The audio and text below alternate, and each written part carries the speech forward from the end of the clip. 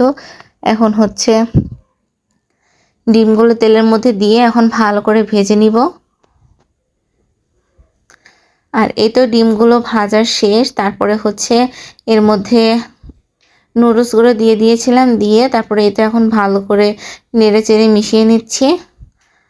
আর ভালো করে উল্টে পাল্টে নেড়ে চেড়ে মিশিয়ে নেওয়ার পর ম্যাগি মশলা দিয়ে দিব। আর ম্যাগি মশলা দেওয়ার পর এই তো নামিয়ে নিয়েছিলাম।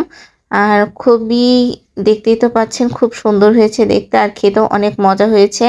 আর এদিকে হচ্ছে লম্বা সেমাই রান্না করেছিল। লম্বা সেমাই একটু দুধটা কম হয়ে গিয়েছিল দেখে একটু জমাট বেঁধে গিয়েছিল। তারপরে এখানে হচ্ছে এই তো পুডিং, আর এর মধ্যে কারেন্ট চলে গিয়েছিল, তারপরে তো আর ভালো করে ভিডিও করতে পারিনি।